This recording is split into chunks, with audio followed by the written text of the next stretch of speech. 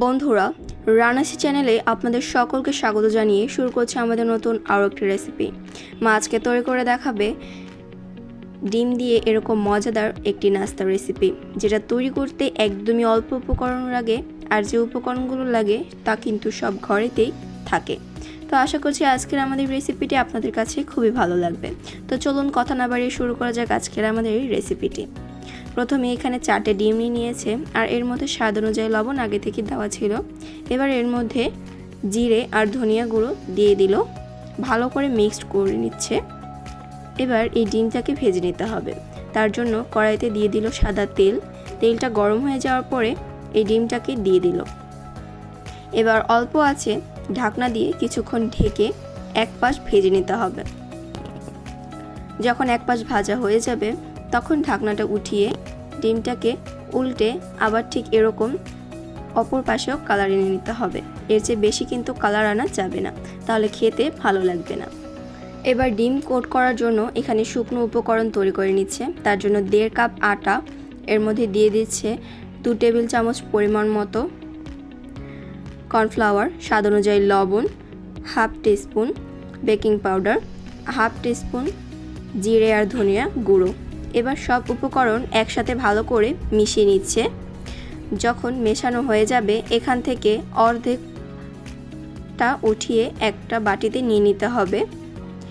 সেই বাটির মধ্যে কিছুটা জল দিয়ে পাতলা ব্যাটার তৈরি করে নিতে হবে। এটা কিন্তু বেশিও একটা পাতলা হবে না, ঘনত্বটা দেখলে আপনারা হয়তো বুঝতে পারবেন। তো এবার বাটিগুলো এক সাইডে সরিয়ে সেই ডিমের প্লেটটাকে নিয়ে আসবে। এবার ডিমটাকে ভালো করে কেটে নিতে হবে। আপনারা আপনাদের পছন্দ মতো সাইজ অনুযায়ী কেটে নিতে পারেন। তো এবার ডিমটাকে কেটে নিচ্ছে।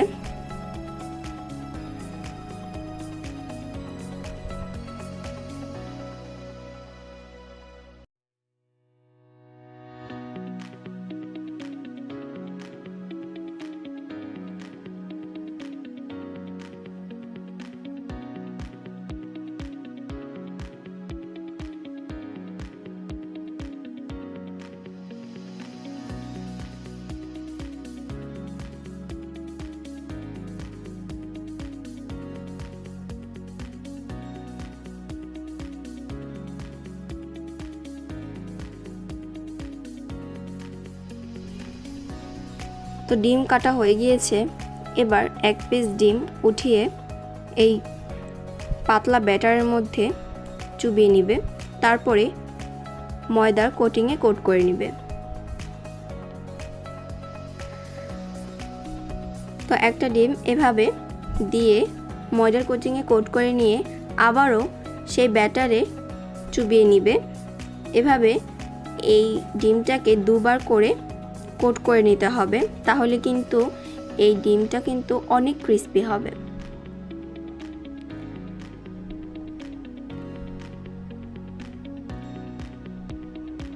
তো এরকম হাত দিয়ে হালকা করে চেপে নিতে হবে, যেরকম চিকেন ফ্রাই তৈরি করা হয় কোট করে, ঠিক সেরকম।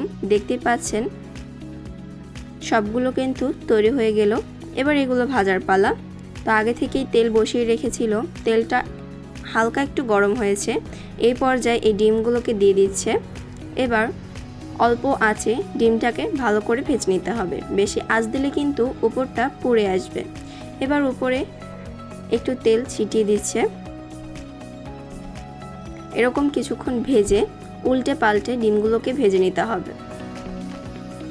আর বলে রাখছি, এই নাস্তাটার ভিতরে কিন্তু একদমই কোনো তেল ঢুকবে না। এটা কিন্তু খেতে অনেক সুস্বাদু হয়। আপনারা অবশ্যই বাসায় ট্রাই করবেন। ট্রাই না করলে কিন্তু আপনারা এই নাস্তাটার স্বাদটা বুঝতে পারবেন না। তো যেরকম দেখাচ্ছি দেখতেই পাচ্ছেন এরকম কিন্তু গোল্ডেন কালার হয়ে এসেছে। এবার এই নাস্তাগুলোকে উঠিয়ে সার্ভ করে নিচ্ছে। তো সবগুলো একইভাবে ভেজে সার্ভ করে নিল। আশা করছি আজকের আমাদের রেসিপিটি আপনাদের কাছে খুবই ভালো লেগেছে। যদি ভালো লেগে থাকে please like, comment and share করবেন। আর আমাদের চ্যানেলটিকে এখনও যারা সাবস্ক্রাইব করেনি তারা প্লিজ সাবস্ক্রাইব করবেন, আর যারা সাবস্ক্রাইব করেছেন তাদের অনেক ধন্যবাদ। এই রেসিপিটি কিন্তু অনেক সহজ করে দেখানোর চেষ্টা করেছি। তো এবার একটা নাস্তা আপনাদের সাথে খেয়ে শেয়ার করে দেখাচ্ছে ভিতরটা কতটা সুন্দর হয়েছে। আর দেখতেই পাচ্ছেন এটা কিন্তু অনেক সুন্দর ফুলেছে। তো আশা করছি আপনারা বাসায় অবশ্যই ট্রাই করবেন, আর ট্রাই করে অবশ্যই আমাদের কমেন্ট বক্সে জানিয়ে দেবেন যে কেমন হয়েছে আমাদের এই নাস্তাটা।